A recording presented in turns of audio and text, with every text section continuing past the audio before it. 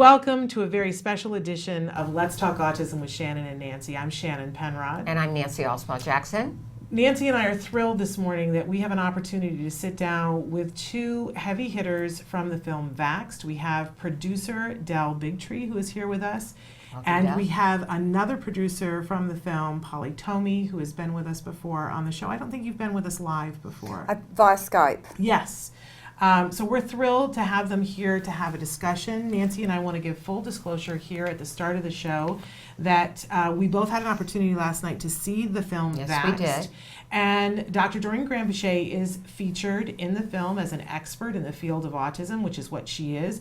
We want to make sure that those of you who are tuning in for the first time are aware, again, full disclosure, that she is an executive producer on Autism-Live, which is where Let's Talk Autism with Shannon and Nancy plays. And she is the founder and chairman of ACT Today, Autism Care and Treatment Today, for which I am the executive director. And further, there is, in the film, there is a quick 3-second shot of my son, because he is one of the children that Dr. Granpeesheh worked with, and so there is a shot of him in the film. I was surprised, but thrilled to see my child. I was expecting to see Wyatt, but didn't get to see him. Because there were many different shots of Dr. Granpeesheh working with children. Right. Having said all of that, Nancy and I both feel very strongly that we are still highly qualified to have a fair and equal discussion about this very controversial film with the filmmakers. Yes, and the film, just to give you a short synopsis, is an investigation into how the CDC, the Centers for Disease Control and Prevention, the government agency charged with protecting the health of American citizens, concealed and destroyed data on their 2004 study that showed a link between the MMR vaccine and autism, and that this alarming deception has contributed to the skyrocketing increase of autism, potentially the most catastrophic illness of our lifetime. Del, Polly, welcome. Thank you. First question, Del, why? Why did you make the movie? Well, I spent about 6 years as a producer on the daytime talk show The Doctors. So I had a career celebrating the best that medicine had to offer. Great scientists, new improvements, less invasive surgeries, doctors just working miracles, really. It was such a fantastic job. Also, while doing that, though, I was always very interested in the harder stories. I was sort of on the show known to be one of the producers that would chase the big corporate stories, Monsanto, and when glyphosate, was ruled as being probably carcinogenic to humans. I actually got a debate the on food manufacturer Monsanto. the food manufacturer Monsanto, glyphosate being the herbicide that's sprayed on about 90% of the crops in this country. That's a whole other story, but just the types of stories I would chase, and I got a debate on the show between one of the heads of pharmacology over at Monsanto versus Jeffrey Smith, a GMO activist. So, I've always been fighting for health and children, and it's really important to me. So, And you're unafraid. Yeah, I'm not right. Yeah, I'm passionate about being a journalist. Truth I'm seeker. passionate about telling the truth. I mean, that's really what drives me, and so I really enjoy what I do. In the process of working on the show, one of my sort of inside contacts that would give me information called me and said, Del, in 2 weeks there's going to be a whistleblower from the CDC. He's going to come forward and he's going to say that they've manipulated the study on the MMR vaccine and autism, and that they actually know that that vaccine is causing autism. Now, for a medical journalist like myself, it blew my mind. I was like, if this is true, this is the biggest story, certainly of the decade, maybe of my lifetime. So in the pursuit of that, it's not, it was too big a story really to just sort of throw onto a show like The Doctors. And also we're sponsored by pharmaceutical industry. The CDC is really good friends with ours. They'd come on the show, and then there was really no way that I thought that this story would really be able to be told, certainly not right under those circumstances. But in the pursuit of finding out where is this story, how do I get to it? Is there any way I can get anywhere near this story? That led me to Andy Wakefield. Several contacts, sort of a long story, but I met Andy. He said he'd been working on this movie for about, I think 6 or 7 months. I said, I'm interested, I want to see what you've got. I flew myself down to Austin, and I have to tell you, I sat in this basement and I watched the movie that Andy, was making, and I mean, my mouth was just wide open. I was staring at just the most data, real data, and real statements by this whistleblower that are so incredibly alarming. You know, that 5 scientists in the most important health agency in the world were manipulating data, throwing data out, kicking kids off of a study, all to hide the fact that this vaccine was actually causally linked to autism.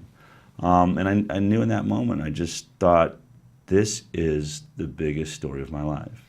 Okay, but we got to back up just a little bit, because when anybody covers this film and covers this story, and the minute that Andrew Wakefield's name comes up, there's immediate glaze over, and people say, well, we need to mention that this is one of the authors of the study that was debunked. That's the word that we hear over and over and over again, and he's completely discredited. That's another word that they use. So I think the question that everybody wants to know is, if you're an investigative journalist and the one person that you can go to is the guy that everyone, you can't say his name on television without hearing debunked, discredited, why would you believe him? And people are asking, why he directed this film. People are saying, why would we believe him? Well, I mean, first of all, for me, I mean, in that moment, sitting there, I mean, I was just looking for the story. This is the man that said he had the story. I knew who he was.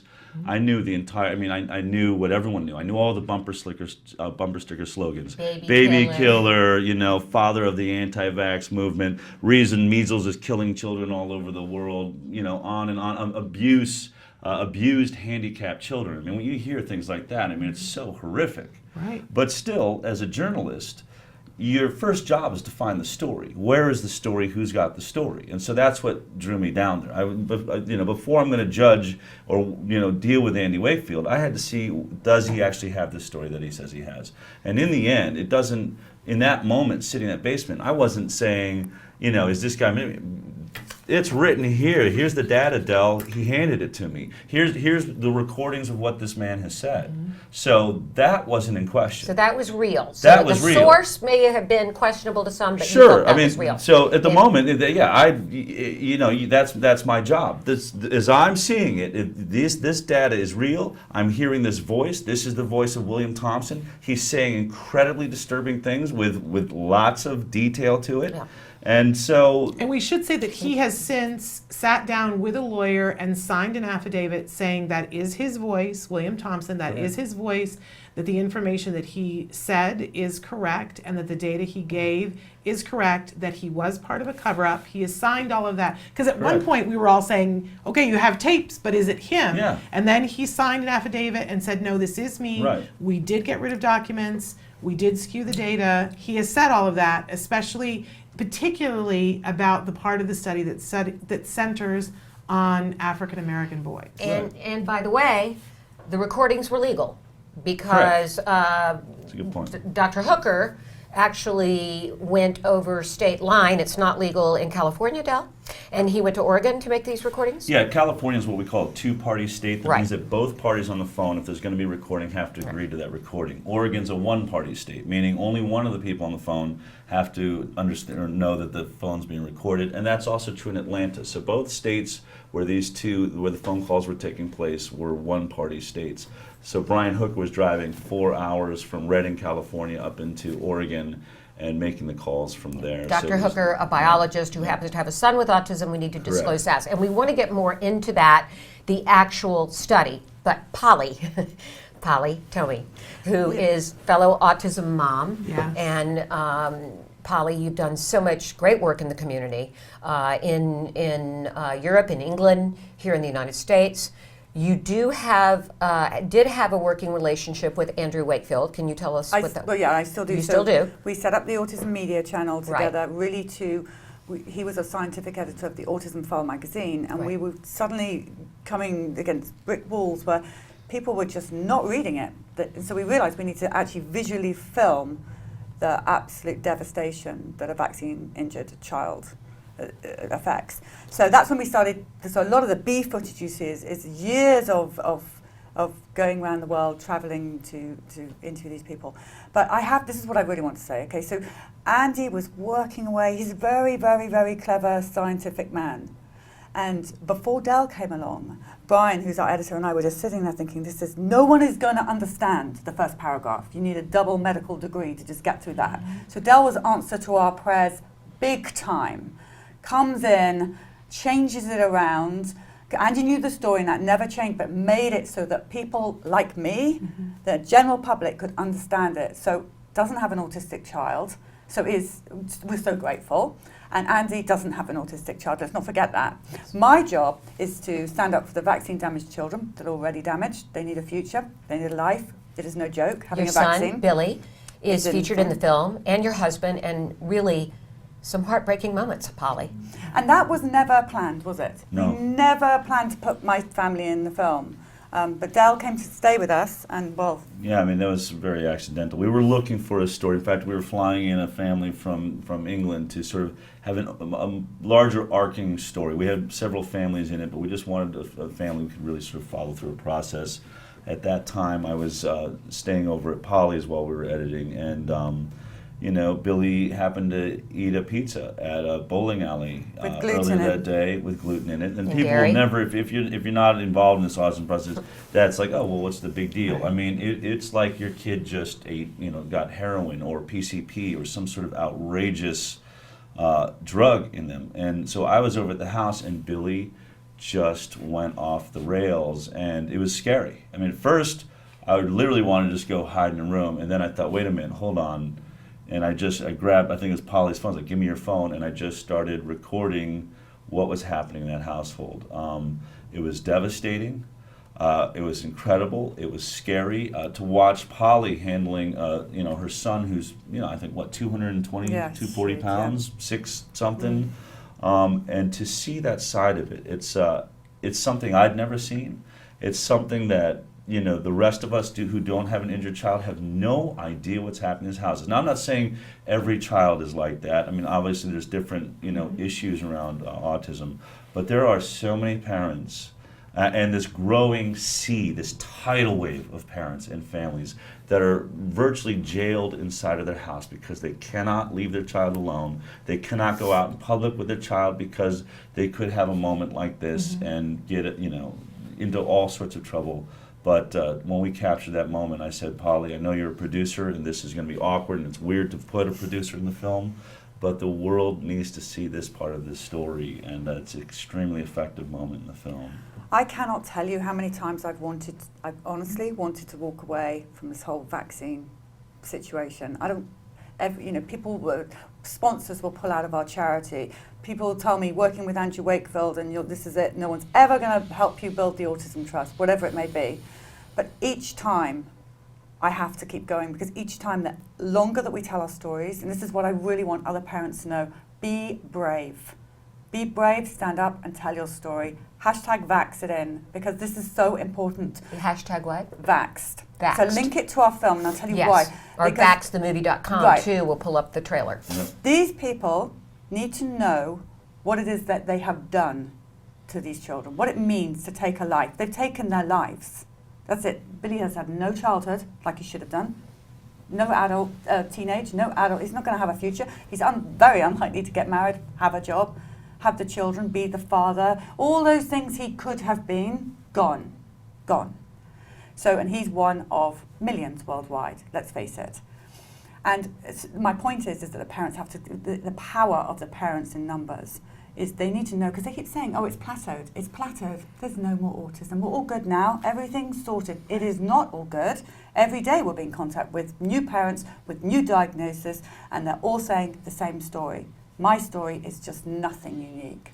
And do you think, Polly, that because there's been so much awareness, but it feels like a lot of the awareness, and I think sometimes we participate in this, we like to show the stories of hope and kids that are doing well and showing, and there are times when your son, has a triumphant moment, and sometimes we focus on that people have gotten desensitized and they don't realize how hard it is for a lot of our families anymore. Right. Do you feel like that?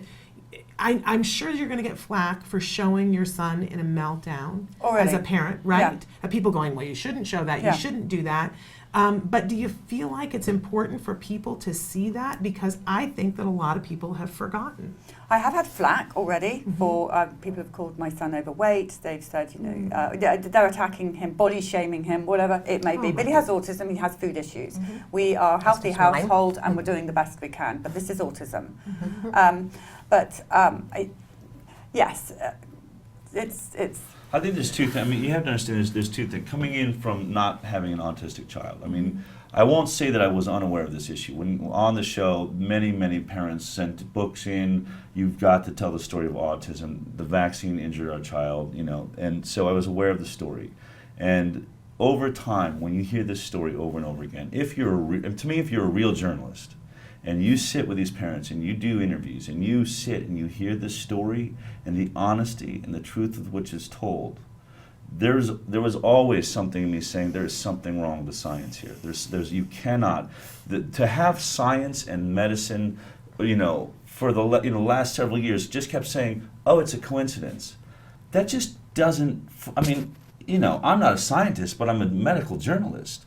Coincidence, wait a minute. Coincidence is 1, 2 people sort of have the same type of thing maybe at the same time, 3, maybe 5 worldwide, 10. We're talking tens of thousands, maybe hundreds of thousands of parents describing this exact same event, sort of like saying a lightning bolt just kept hitting that one same spot for a year straight. Oh, that's a coincidence. That's not even scientifically possible. Well, we know that there cannot be a genetic epidemic. Right. It takes too many generations, so there has to be something else. Let's get more into the science aspect of this. Should we take a break first? Yes, I think we should take a break, and we'll get back to the actual study and Dr. William Thompson and what exactly he confessed. Okay, but we'll be right back after these messages. Welcome back to Let's Talk Autism with Shannon and Nancy, a very special edition. We are here with some of the filmmakers from Vaxxed, Del Bigtree, the producer, and Polly Tomey, a producer. And featured prominently in the film. And He's Del, the you are boss. as well. He's the boss. Okay. It's always good to know who the boss is. Along Yeah. with Dr. Andrew Wakefield, who is the director, The director of and the film. He's the also big boss. featured prominently in the film. And you wanted to circle back to Andy Wakefield, and he's been demonized by many, celebrated by many. What do you want to say? Well, I mean, look, to leave a medical talk show to work beside Andy Wakefield, everyone around me said, "Del, that's career suicide," and I had to address that. I mean, look, there was a huge story. Certainly, I wish someone else was telling this story. I wish somebody else was at the heart of this. I wish any news channel or any newspaper in the country had decided that this was a story, and they didn't.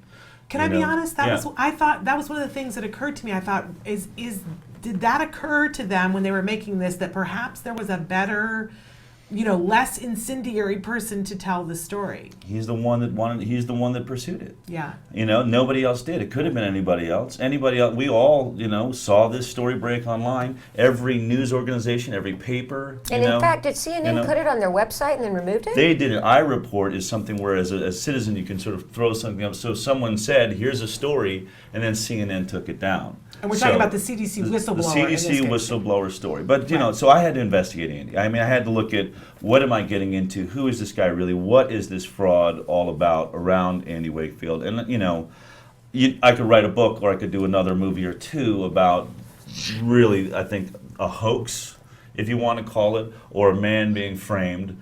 We've done this throughout history. Throughout history, the scientists that step forward and break free of the consensus. Since science is not based on consensus, no matter what anyone thinks, science always changes when one individual discovers something new. One individual steps out of the box and says, "Wait a second, I see this a different way." Einstein, look at Galileo, who's thrown in jail because he comes to the body and says, "I'm sorry, folks, the Earth is not the center of the universe." That's basically what Andy found himself in the middle of. Vaccines, which we all believe know are extremely important, and all of our societies in the modern world are developing their health around vaccines.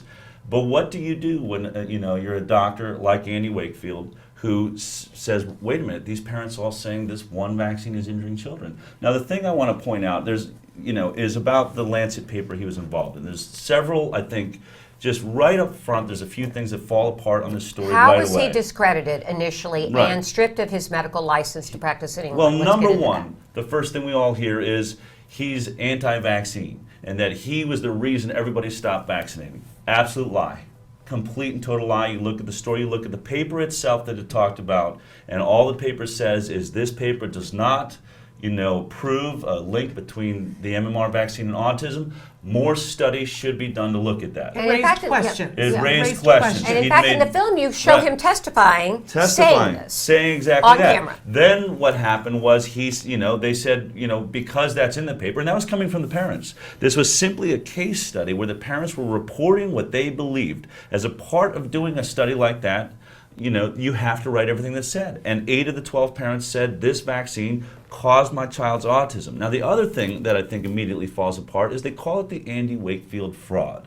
And Andy Wakefield made up fake data. Andy Wakefield did fake studies, injured children, all to make this fake paper that the Lancet published. Okay? What they always leave out is the fact that there are 12 co-authors on this paper.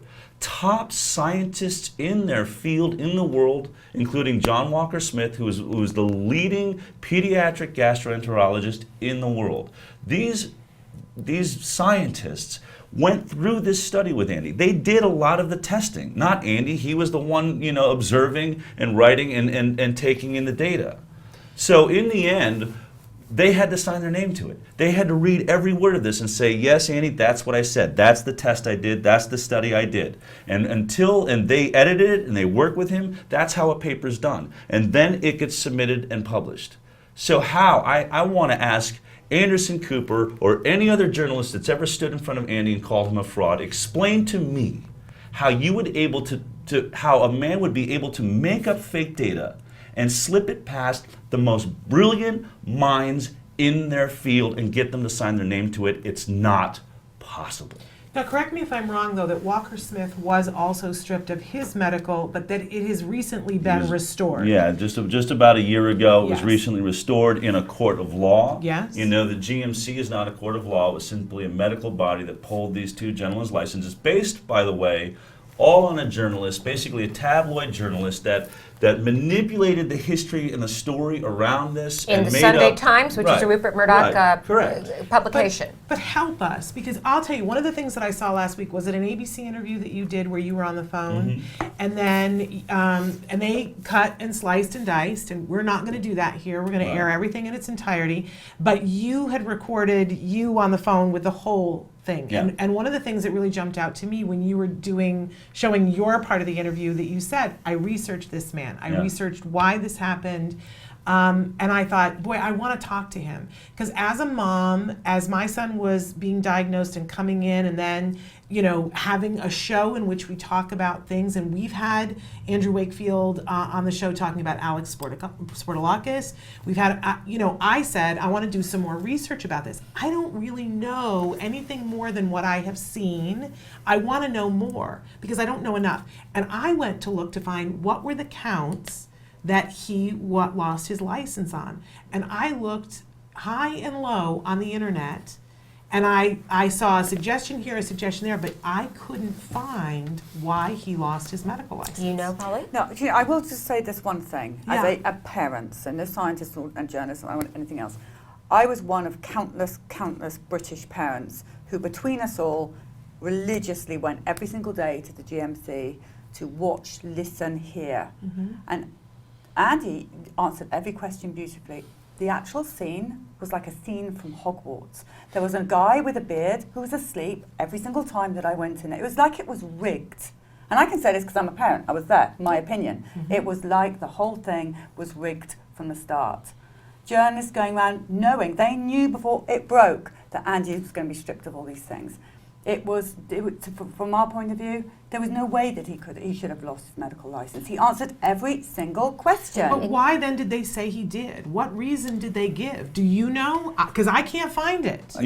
Why do they say the MMR is safe and my child got damaged? The whole thing. The whole thing. Yeah, I don't know the exact. I think there's like 20 counts against him, and I'm not sure the ones that stuck. There was and the something ones that are about different, using you know. children from his child's birthday party. Okay, There so was, and I think that that's probably the one thing. Yeah. Of all I've of definitely heard that. these things that go on, the one thing Andy will say is that was probably a lapse in judgment. It wasn't something that he had a birthday party with his kids. He wanted samples of healthy children's blood.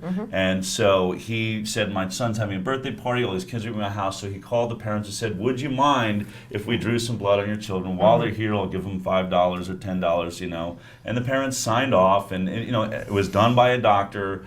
All of that, really, even that. I mean, I've given blood in bathrooms. Yeah. I've given blood in gymnasiums, in cafeterias. I mean, that's not the issue. But the best person to answer these questions Is Andy. himself. Yeah. And if you go to the media channel, he's That's a answered good all point. these questions in little short bites. Yes, by I feel like lawyers. I've watched, but Yeah. you know what? And we'll invite him to come in and answer He'll do what, it. because somebody needs to ask. But why. I think it's more important to look at why this happened. Andy Wakefield stood in front of the country, or in the UK, and basically the world, and when asked the question, based on this study, what should we do with vaccines? What should we do with this MMR vaccine? He didn't say, stop vaccinating everybody, like that's what we all believe happened. I mean, that's how we retell the story. He told everybody, stop vaccinating. You show in the film, he did not say Did that. not. All he said was, parents should be allowed to continue to use the single measles, single mumps, single rubella vaccine. And while we study and test this MMR vaccine, because it hasn't been tested enough, and these statements being made by a growing number of parents is extremely alarming. So while we're studying this MMR, and maybe it needs to be fixed and made better, go ahead and just use the single measles, single mumps, single And rubella. so why was that so out of the question? It really, I think in any reasonable person, that's not out of the question. So then why is he saddled with being the father of the anti-vaccine movement and causing this fear of vaccines? Well, because 6 months after he recommended that all parents just go ahead and use the single vaccine while we take a look at this MMR, the UK Ministry of Health took away the rights of the parents to use the single vaccine. They basically banned it from coming to the country, and then Merck in the United States stopped making it. And so then all of a sudden parents were only left with this vaccine that they'd been watching the newspapers, parents saying this thing injured my child. And so they stopped using the MMR vaccine. That wasn't Andy's fault. That's the Ministry of Health in the UK and Merck's fault. They took away the parents' option to protect their child in the way they saw fit. These are free countries. The UK, the United States of America, we should have every option of every product. We are consumers. We decide what we want to do. We decide how we raise our child. We decide what we feed them. If I want to give them organic food, great. If I don't, great. That's your option. This was just about having options. Why are the options being taken away from us when we're trying to protect our children? And that's what's the heart of this story. Why was the option taken away?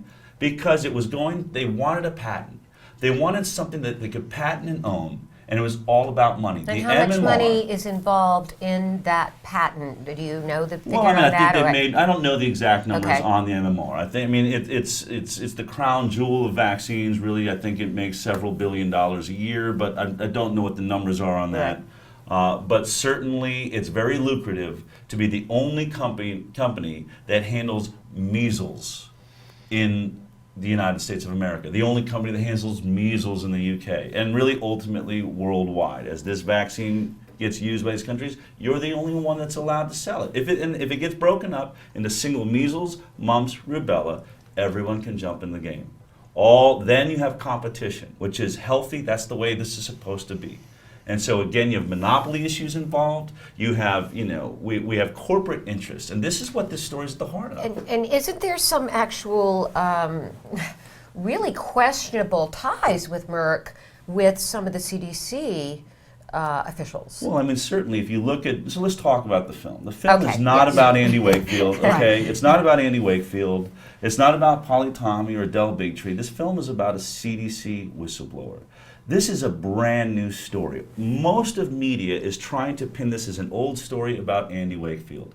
This is a very new story. Tell us the story briefly. Just in the fall of 2014, just over a year ago, one of the top scientists from the Center for Disease Control made a phone call to a gentleman named Brian Hooker, who had been investigating vaccines because he knew his child had been injured. He was a scientist, he knew how to study data, and he was trying to get the data from the CDC so he could see it himself, and he was being stonewalled. And then 10 years later, after just fighting to try and get to this data, he gets a random phone call from a man named Dr. William Thompson at the Centers for Disease Control who says, Brian, I know what you're looking for, and you're never going to get it unless you do what I say. Here's how we're going to get you that information. And basically found a loophole in the CDC system based on what was called sort of a citizen's request. And he said, request it this way, and I'm going to provide this data and get it out to you. And while he was on the phone, he started making statements like, every time I see a child with autism, I feel responsible. We have hidden the fact that this MMR vaccine is causing autism. Now you have to understand, Brian wasn't even on the MMR. Brian Hooker, when he was investigating this, he very much believed that mercury was the issue. And mercury is an issue, no doubt about it. So when William Thompson said, what data do you want first? Brian Hooker says, I'd like the studies on thimerosal mercury. And it's William Thompson said, okay, that's great. I need you to look at the MMR study. I mean, that's a movie, that's a moment. That is someone in the side saying, I know something you don't know. Mm-hmm. I know something bigger than what you think you're looking for. And that's the study he got out through this. He basically took a classified set of documents from the CDC, but gave Brian Hooker a legal avenue to slide it out there, unlocked it, hidden data that the CDC had thought was destroyed, and sent it to Brian Hooker so he could start analyzing it. That's what this film is about. It's about the analysis of this data that the CDC thought it had destroyed, and this one scientist held on to. Dr. William Thompson is the lead scientist on this study. He was the guy crunching the numbers. And what happened was, as soon as he started running the data on these 3,000 children they were looking at in Atlanta, he immediately started seeing spikes in autism amongst different subgroups. The first one being African American children. A massive increase in the risk of autism. And you have to understand it was about timing. Is the younger your child gets this vaccine, the more likely they are to develop autism. You know, one of the things they discovered in the data right away was that African American children were, 2.63, I think is the number, times more likely, or 163% more likely to develop autism if they got the vaccine between 12 and 18 months versus if they just waited till after 3 years old. Several other subgroups, isolated autism, which means every perfectly healthy child that gets the vaccine in 12 to 18 months, some of those numbers 7 to 8 times more likely to develop autism than if they just waited till after 3 years old. So the question is, why didn't that data get published? Why wasn't that written in paper? And why didn't they at least just say, let's back this vaccine off until after 3 years old? I mean, I don't even have an answer to that. Is it diabolical? Is it just they thought it was such a small problem that we'll just accept the collateral damage of a few, autism children, acceptable losses? I don't know. But, okay, so once this information was obtained, once Hooker got the information from William Thompson, the story is broken, it's out, it comes out on the internet. Well, they gave it to Bill Posey. So Yes. yeah, I mean, so what's happened? So the whole process is, they started recording the phone calls Right. because I think there's 30 or 40 phone calls Right. Brian Hooker had, but he was making those from his home. Andy was the one that said, "Look, what happens if this guy disappears? Yeah. What happens if he stops talking?" And so Andy says, "We have to start recording those phone calls." So that was a choice because while this guy was bearing his soul, they wanted to be able to prove that it had happened. Mm-hmm. And so that's why the phone calls started being recorded. That's the heart of our movie, is these recorded phone calls and all the statements that William Thompson was making, along with the data he had provided to back up the statements he was making. So at a certain point, Brian Hooker started publishing this new data in a journal. He got a paper published. And Andy said, "Whoa, hold on a second, Brian. You just published a paper with data that only someone in the CDC could have provided you. You have just basically outed William Thompson. And he's a marked man. He's in trouble now. They're going to figure out it's Dr. William Thompson, and then what happens? I mean, who knows? They could disappear him. He could get thrown in jail. Who knows what's going to happen? And that was when they decided we have to publicly out him. And they contacted William Thompson at that moment and said, "Bill, look we've been recording your phone calls. You've laid out all of this information. You need to come forward now because Brian just published this paper, and William Thompson was aware that paper had been published. And I don't think Thompson knew the danger he was in. Andy did. Andy had had his life ruined. So heart to heart, Andy said to him, trust me, you've got to come forward. You've got to protect yourself. The world needs to know your name. Otherwise, you're in serious danger. And so that's how it went down. They gave him time to tell his family, get prepared, and then it came out online, and the whistleblower stepped forward and like you said, wrote and said, I didn't know I was being recorded, but I stand by everything I said. And here's what's amazing. We have the top scientists saying we've committed fraud in the MMR study. It can be causally linked to autism, one of the worst epidemics in this country and in the world.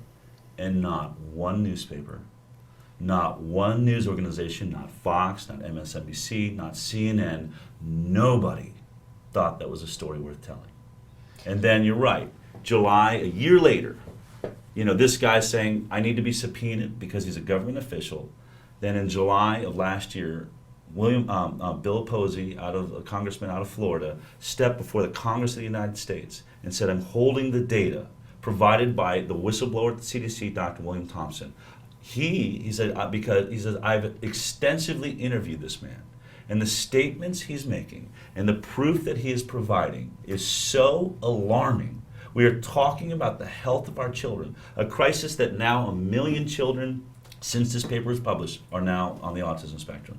Okay, it's a horrific problem. And he said, I implore the Congress of the United States, please subpoena William Thompson. We need to get to the bottom of what's happening at the Centers for Disease Control. 7 months later, right now, Congress has not done that job. And more alarming to me as a journalist and as a filmmaker, yet again, not one newspaper, not one news station thinks that it's a story that a congressman has stepped forward now saying that this whistleblower is very real and we need to do something about it. That's alarming. Why do we have free press in America? Are journalists allowed to do their job anymore? Because I'm telling you right now, Watergate wouldn't happen under these circumstances. The sponsors would say, no, don't go near it, we're not touching that story. We're in deep, deep trouble. This film was about an investigation of the health of our children. What it has unearthed is that we really have to start questioning the health of our democracy. Two things I want to add into this, though, that one of the things that did get covered in the mainstream media in a very quiet way was the CDC did give a response. After William Thompson came forward and did his affidavit and said, I did in fact do these, the CDC came forward within days, gave a response. And in the response, they don't deny that there was, in fact, a way in which they had planned to do the study and that they disregarded a bunch of data. They don't deny that at all. They don't deny, and anybody can read what the CDC statement is, they further don't deny that when looking at both areas of looking at the children, their records from birth records and their records from school records, that there was a higher incidence of African American boys.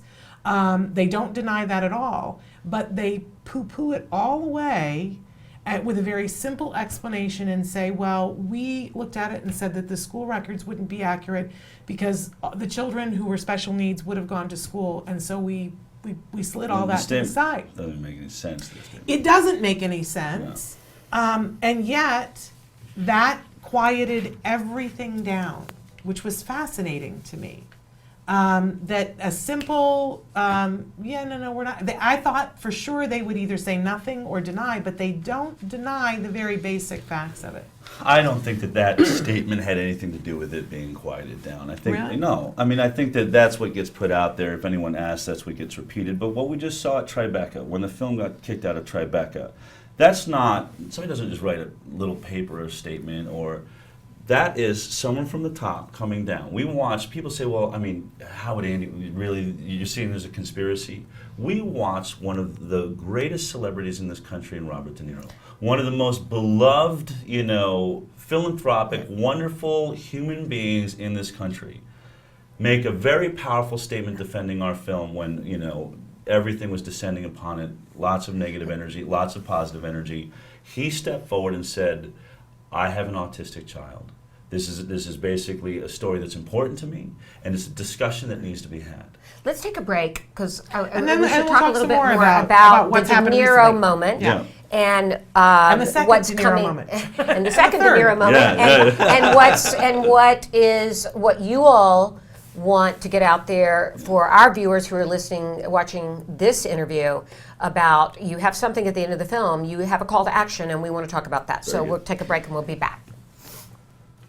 We are back with Let's Talk Autism with Shannon and Nancy. I am Nancy Alspaugh-Jackson. I'm Shannon Penrose. With Shannon, and we are joined by Del Bigtree and Polly Tomey from the film Vaxxed, which if you haven't heard about, you must be living under a rock somewhere. I do encourage everyone, we're going to tell where the film is going to be playing, to go see this film, decide for yourselves. You owe it to yourself to do that, at least. So we were talking about De Niro and the De Niro moment. Polly, tell us a little bit what happened. It was accepted into Tribeca. Yeah, That What had to have happened? been a thrilling moment, right? Of course, it's really memorable. And let's not forget, Robert De Niro is a father of an autistic child. Which most people did not know. And now he said that his wife believes a vaccine-damaged child. So same story. So when he saw the film, or his wife saw the film, you can't but not need to do something about it. You know this is your child's story. So we were so grateful, so excited that at long last we're going to have a platform to be able to tell us epic story, and the truth will come out, and all those wonderful things. And then when the trolls came down on Tribeca, he put out another epic statement saying, you know, this is going to be shown. And so it's even more exciting because people are going to see this. Then wham, bam, slam, 24 hours later, we're out. Right. Shocked, stunned, not unbelieving it at all. For me, and I'm pretty sure we all had different thoughts of them, but for me, straight away, okay, I've been in this game a long time. Who got to you? What on earth, what level of threat did you have to do this? Because I know you wanted this film to be shown. But there was another moment after that on the Today Show You can Yeah. do that where one. he was questioned by Willie Geist and Savannah Guthrie. God. And he spoke his truth. Yes. Del, what did he say? He said what we knew he'd been saying for several months. He was passionate about this film. It was an important film, and people needed to see it. He knew there was, that it was the discussion that he wanted to have, and he wanted the world to have. And we finally saw the Robert De Niro that we'd remembered just 2 weeks earlier, before all of this happened. I think what's scary is, I was going to say it before, is, you can't imagine the kind of pressure this is. We're talking about a very powerful man, Robert De Niro. We know that financially he's stable, his career is stable, he's recognized all over the world. And to watch that man when he made the statement, basically pulling the film, I felt like I was watching someone get dragged out into the middle of the square and tarred and feathered in front of, people said, "Are you angry?"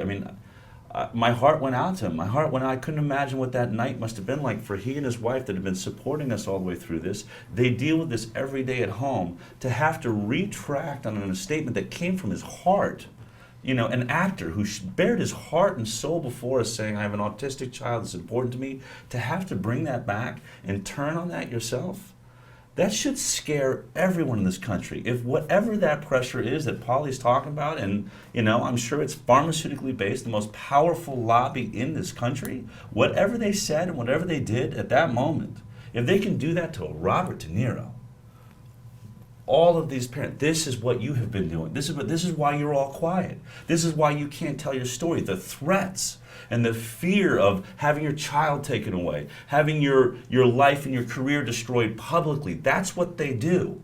It's an intimidation tactic, and it worked on one of the most powerful celebrities But in fact, the it didn't country. really work. Not very long. Because he... Not very long. He then But came on the can I Today just say, Show. that Yeah, yes. there's what makes me so angry is the media.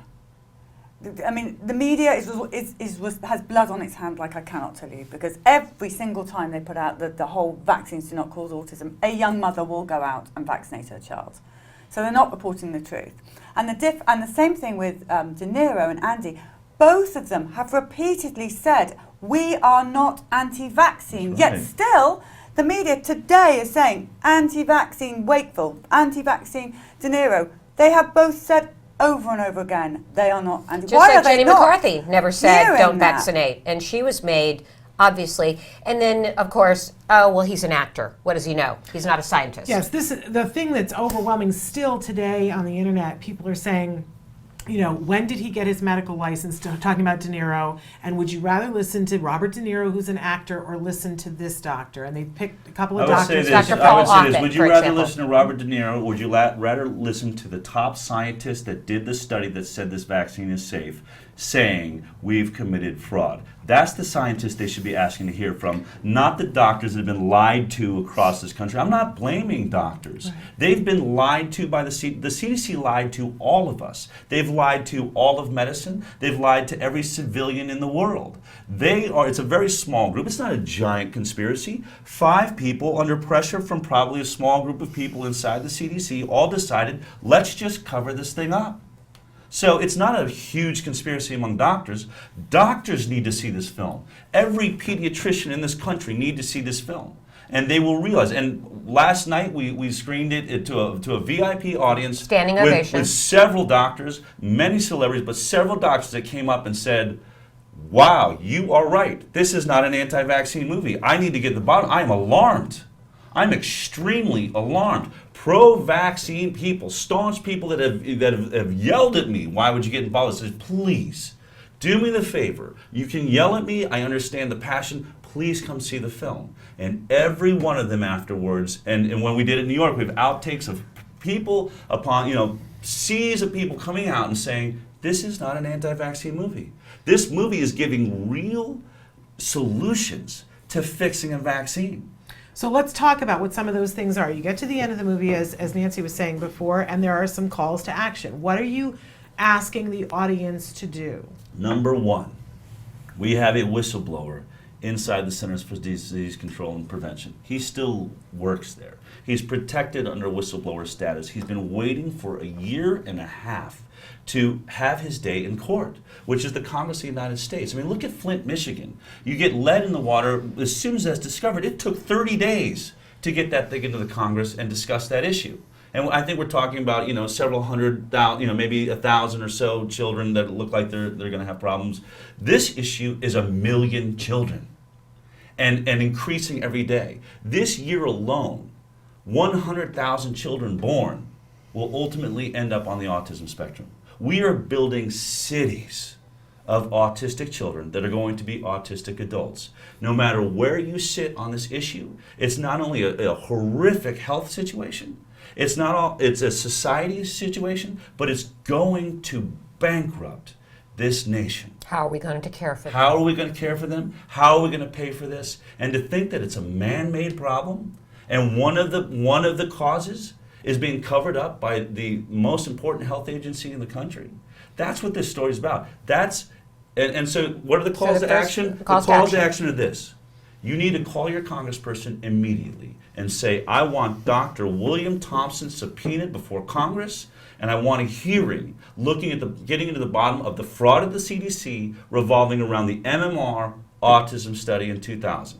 Number 1, we need to stand up as people, as citizens. This may be our last moment to have a voice. This lobby is buying politicians every day. They are writing laws to mandate their vaccines on your children. We just in California lost control of our own children. The government of the United States now has dominion over our children versus the parents. If I don't want to vaccinate today, I want to wait a week or 3 weeks, I no longer have that choice. The government will step in and either take my child away from me or say, you're going to have to submit to the vaccine schedule we see fit. And in the law, it also says any vaccine in the future that we see fit.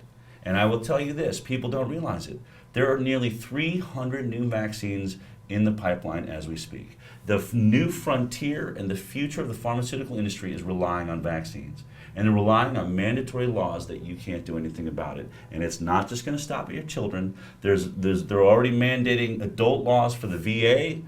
For VA benefits, they're going to have to be vaccinated in order to get their insurance. And guess who's next?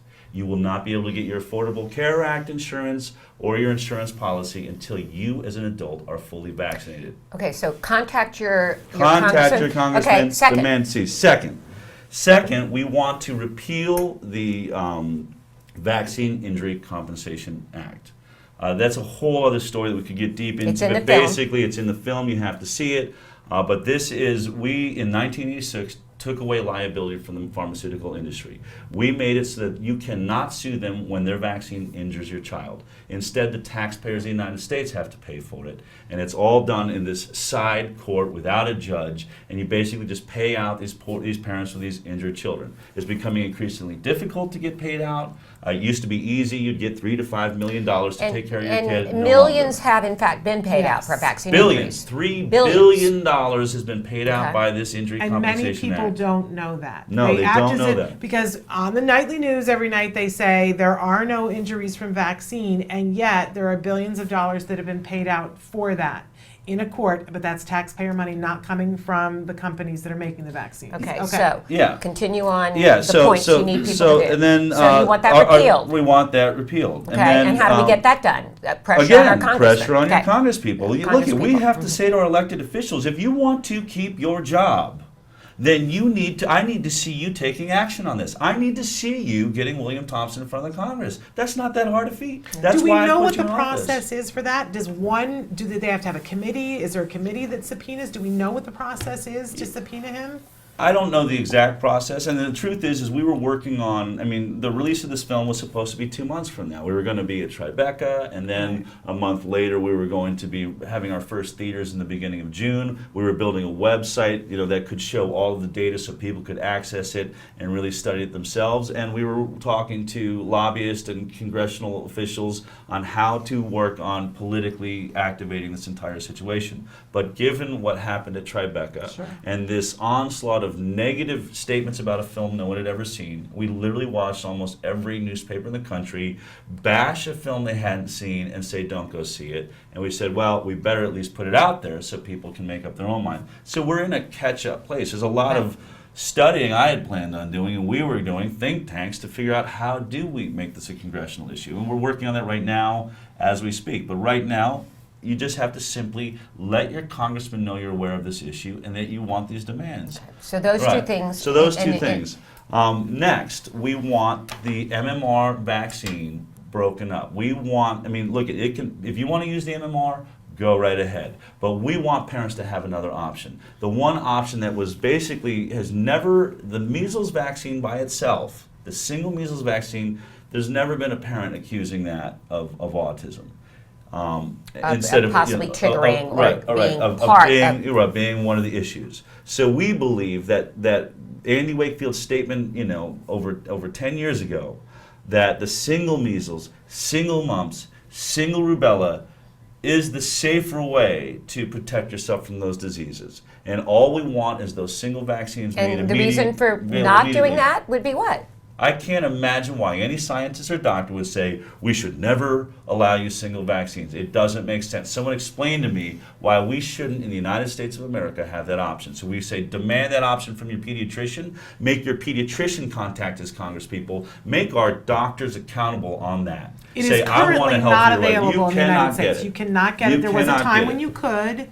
And- Certain doctors would do it, but you cannot do that anymore. And there are It doesn't factories exist. right now making a single measles, making a single mumps, and making a single rubella vaccine that then has to be mixed together. So it already exists. There's not some giant cost to it, but yes, Merck will lose the patent, they'll lose the monopoly, and we've got to stop protecting Merck's financial bottom dollar over the health of our children. And lastly, our fourth call to action is we want every vaccine categorized exactly like every pharmaceutical drug is, so that it has to be tested. But They're people not don't. tested. I was shocked, actually, This in was the news film. to This me. was a Yeah. big It was light news to bulb. me. Tell us how they tested. This shocks me. This shocked me. I think we all. I'm a medical journalist. I'd never realized this. But we are not going through long-term safety studies. When we think about anything we're giving our children, any drug, we assume that there's a placebo group. We all sort of have some basic understanding of this, that there's one group that takes the drug or the vaccine and a group that doesn't. And we monitor them over a long course of time to say, does the group that took the vaccine have more side effects? Do they have more incidence of ADD, ADHD? Do they have more incidence of asthma, psoriasis, autism, leukemia? I mean, these are things we should be looking at. It's called a double-blind study. It's called study. a double-blind study. Not being done on vaccines, done on Viagra, done on a pill we give grandpa, but not done on an injection we're putting in the bloodstream of a 1-day-old child. I think we all assume that the double-blind studies on vaccines were done a long time ago. But the vaccines that we have today, they aren't being done. I do know, having asked somebody about this, the argument for it is that it's unsafe for a child to be unvaccinated in the world. And so to ask a group to be a part of a study and not know whether they got it is putting a child at risk. They say it's a great line, and it's brilliantly marketed, and these guys are really smart in how they get everybody tied up. They say it's unethical. Right. So then do this. It's very simple. Just like the study that this whole thing is about, it's a demographic study, it's an epidemiology study. I mean, these kids already exist, we already have their records. There are unvaccinated children all over this country. 3 to 5% based on wherever you're living. They're registered, they have to go to school. What we're asking for is the vaxxed versus unvaxxed study. Has there been a study done on unvaccinated children versus vaccinated children? Not that's been recognized by a major medical paper or institution. They're done by institutions, they're done by scientists, and the results are extremely alarming. But if you can't get that published in one of the medical journals, then it's not considered, the real deal. And so, fine, we want it, and it can't be the CDC at this point. I mean, based on this movie, you realize the CDC is incapable of handling a real study. They are a mess. They've created a mess. They are clearly manipulating data. So what we want immediately is an independent body that is firewalled against, control from pharmaceutical interests. We want every vaccine tested immediately, and we want the vax versus unvaxxed study. Anyone that says vaccines have been proven safe, I will say you cannot say that until we line up, here's the unvaccinated population and here's the vaccinated population. Is the vaccinated population, do they have the same rates of autism? Do they have the same rates of leukemia? Do they have the same rates of ADD, ADHD? You look at the Amish, they do not vaccinate, or very lightly. And the scientists say, well, that's a pure genetic line. Right, it's genetic, right? Oh, so there's always a reason. There's always a reason. Right. You know what? Let's take a quick break. Yes. Let's come back with some final words, where people can see the film, and final words from both of you that you'd like to say to our viewers. Great. So let's take a quick break.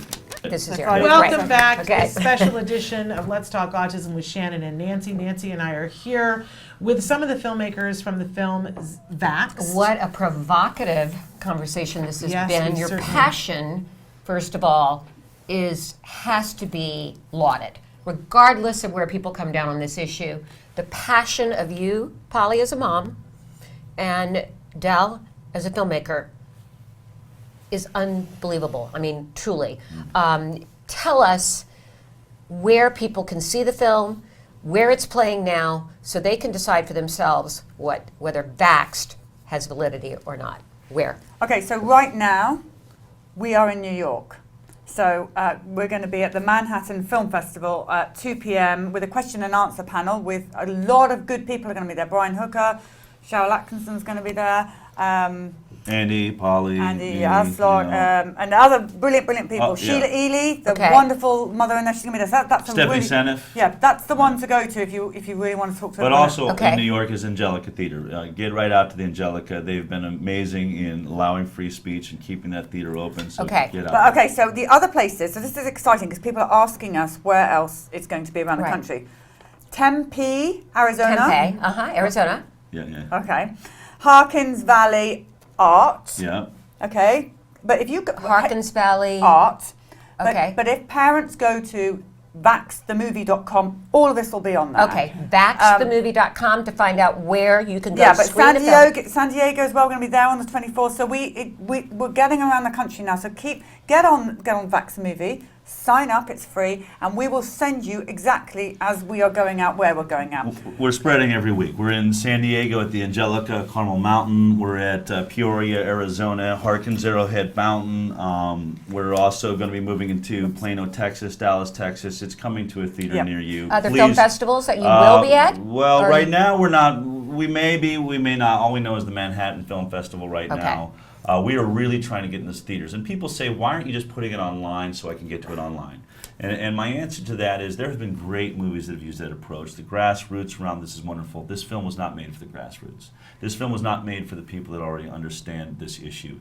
This film is for the citizens of the United States, every single one of them, including the 90% of Americans that are just walking their kids right into this vaccine decision without doing any research and not realizing that there's issues here. So this film is for everybody. And so that's why we want it in theaters. We want the visibility there so that we can affect change. Okay, and what they're saying as well is if you want it in your local theatre, then you write to that theatre, call the owner, say, we really, really want to get vaccinated. Get together with loads of other people and really go for it that way, because that's going to help enormously. Okay. Any final words from a passionate mother of a son? So I've got a message to parents out there with vaccine-damaged children. Continually, even now, Paul Offit, others saying, vaccines do not cause autism. Okay, now it's our turn to step up. We have to show them our children. We have to show them we're real and we're there. They cannot keep putting that statement down. Every time they do that, another baby is damaged. So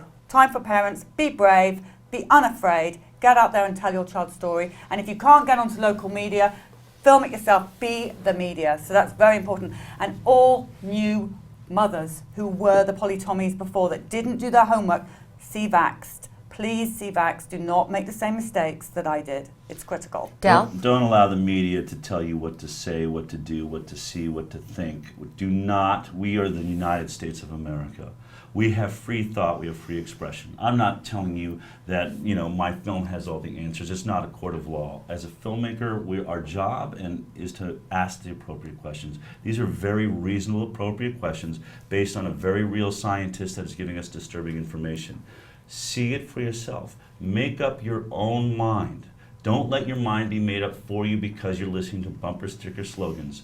Democracy is hanging in the balance right now. We see it in our political officials. We know that they're being manipulated by the banks. We know they're being manipulated by Monsanto. We know they're being manipulated by Exxon. You also have to realize they're being manipulated by Merck and pharmaceutical industries that are buying our politicians as we speak. If we cannot ask questions like this, if you do not pursue films and people that are trying to bring you the truth in a sponsor-driven world, if you don't get out and support this, at least for the support of free thought against censorship, then don't complain when the United States of America is no longer the free country you thought you were living in. Can we just talk about one last thing? Because you used a word, and here in the United States, it gets used a lot, and in the other way, the word cause. Causation in terms of vaccine causing autism. There's a big movement here that says plays a role in, because they believe that there is a genetic component and an environmental. Fine. I just want to know from you. Okay, here's the thing. I'm just a mum. And I just saw what happened to my child. Yes. My child was 100% healthy, little snivelly cold maybe, but he had passed all his milestones. He had a future. He had a vaccine, he had a seizure. It caused him to have autism. So really not politically whether there might have been other factors or not, you feel that's the main issue. As his mother, I just wanted to clarify that's what damaged my child. And I think it's important to say that the MMR is what's blamed by the majority of parents, but other parents say it was the DTaP, or a fluorescent light bulb fell, broke on the ground, and my son that night started having seizures. I mean, so I think in our film, Doreen Grant-Bichet, I think puts it best, and she was so fantastic.